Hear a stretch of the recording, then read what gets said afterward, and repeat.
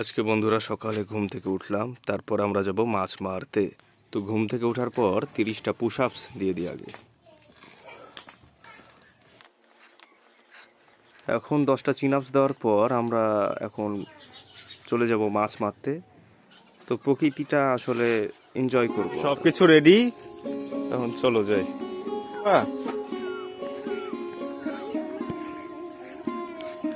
আমরা ছিপের আগাতে আর কি চারা দিব।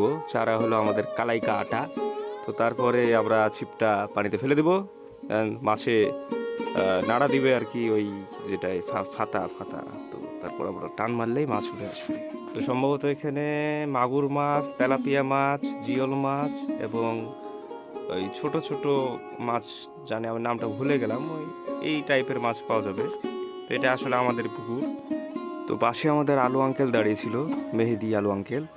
তো আশেপাশের নেচারটা দেখুন কত আসলে সুন্দর লাগছে, গাছপালা, পুকুর, পাশে আছে আর কি আমাদের পারিবারিক কবরস্থান যেটা। তো এই তো আমাদের আলু আঙ্কেল। তো আবারও মাছ মারছি, তবে মাছের কোনো সন্ধানই পাচ্ছি না।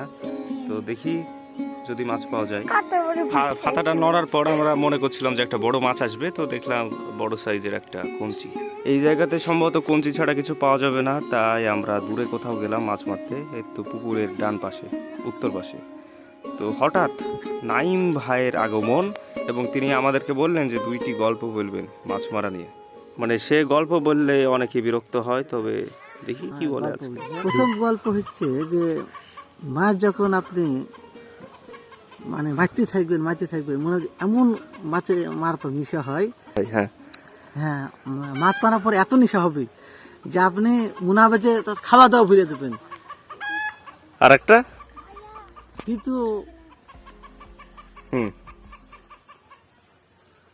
গল্পটা, তৃতীয় গল্পটাতে আসছে আপনার ওই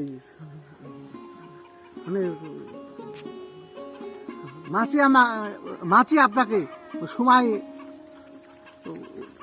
পরের কথাগুলো নাই বা শোনালাম, হয়তো বা কথাগুলো শোনার পর আপনারা আপনাদের ফোনটি আছাড় মেরে ভেঙে ফেলতে পারেন। তো যাই হোক, মাছ পেলাম না, সো এখন আমরা বাড়ি যাব।